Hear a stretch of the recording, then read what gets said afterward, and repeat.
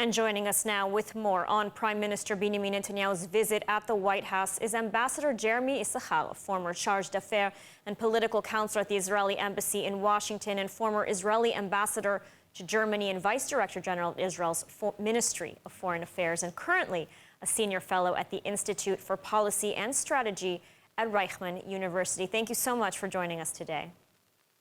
My pleasure, Lita. So what is going to top the agenda in the meeting today between Prime Minister Netanyahu and President Trump? Well, I think two major issues will clearly be the ceasefire and the terms of the ceasefire, and how can they help move along an agreement towards closing a deal this week and getting the negotiations in Qatar to succeed. I think another major issue will be the Iranian question. What are the results of the Israeli action and American action in Iran against their nuclear facilities, their missile capabilities, and what are the next steps? How do you guarantee through diplomacy the achievements that you've gained through the military action in Iran? And I think also they will broach the issue of the Abraham Accords and how it can be extended. But I think that will need a very strong Palestinian component. And therefore, it's difficult to say. I think that it'll be very clear they'll have to make an announcement on the ceasefire and hostages deal, and also in terms of the Iranian question. And we'll see how the question of the Abraham Accords and the new opportunity in the Middle East will develop. And what does Netanyahu hope to gain? What does he hope to walk away with out of this meeting with Trump? I think, first of all, I would imagine that he would want to get a ceasefire deal with the best possible terms from his point of view. And obviously, there's going to be a number of different things that are happening in Doha. The Hamas have come back with demands regarding where Israel's troops will be stationed during the 60-day ceasefire. There's the question of who will decide about the hostages. What will be the movement between Gaza and Egypt through Rafah, and a whole range of different questions of how many prisoners will be given in Israeli prisons for the hostages. So there's a range of different issues on the table that both Trump and Netanyahu will have to discuss. But that in my mind will be a very central issue and I think that's what the expectation is of this meeting, is to see a breakthrough on the hostage deal.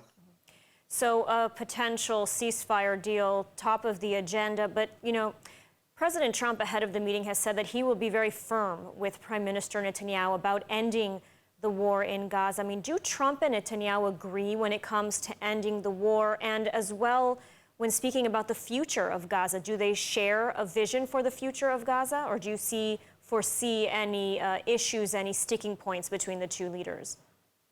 Well, I think, you know, there's a clear desire on behalf of President Trump to see an end to the war. And obviously there's been a reticence of Netanyahu and his coalition partners to state that the war is ending. And the truth of the matter is, in my opinion, I mean, I don't see a great deal of difference between saying the war is ending and a ceasefire of 60 days. Because at the end of the day, whatever will happen once the fighting is stopped will be a ceasefire, and that's what will govern the situation in Gaza. There's not going to be a peace deal between Hamas and Israel. So at the most, it's going to be a ceasefire, or I'd say at the least, it's going to be a ceasefire for a greater or longer period of time. So I can see definitely the president wanting to see that move forward, see that there is an end to this war, that there's a process that leads to the end of this war. And also, I think it's quite possible that President Trump will say, I want to see a Palestinian component, like moving towards an agreed and credible pathway to a two-state solution, as has been said in the past, so that would enable the possibility of the Saudis coming into the picture. So I think that and I cannot see Netanyahu being too enthusiastic about declaring a two-state solution in Washington at this point, not with the coalition partners he has. So as you mentioned, the Abraham Accords, Trump is pushing for an expansion of the Abraham Accords, including with Syria and, of course, the elusive normalization deal with Saudi Arabia. Do you think that that's still on the table? You mentioned it, that this would definitely be on the agenda, and it would be perhaps conditioned on the establishment of a pathway to a Palestinian state. What about Syria? Yeah. I mean, what else can we expect here in terms of the Abraham Accords? Well, I think it'll be a lot of what it will be spoken about in terms of expanding the Abraham Accords will probably be left in the quiet of and intimacy of the rooms of discussion between the president and Netanyahu. I find it difficult to see that there's going to be announced some sort of major breakthrough on that issue. I think and again, I think it's very clear that we would need at least an agreed and credible pathway to a two-state solution in order to engage the Saudis. And it's quite possible that the Syrian regime, it's a massive change in Syria from the Assad regime. It's a generational change.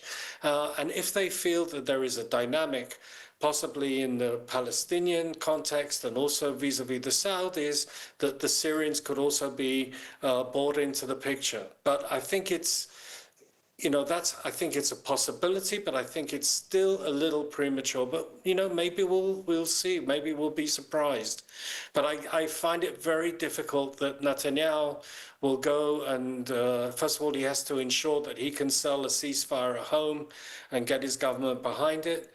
And I find it difficult that he, at this point, would venture to say that he is willing to go towards a two-state solution.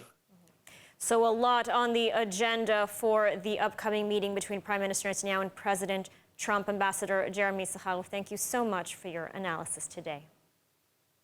My pleasure. Thank you, Lidl.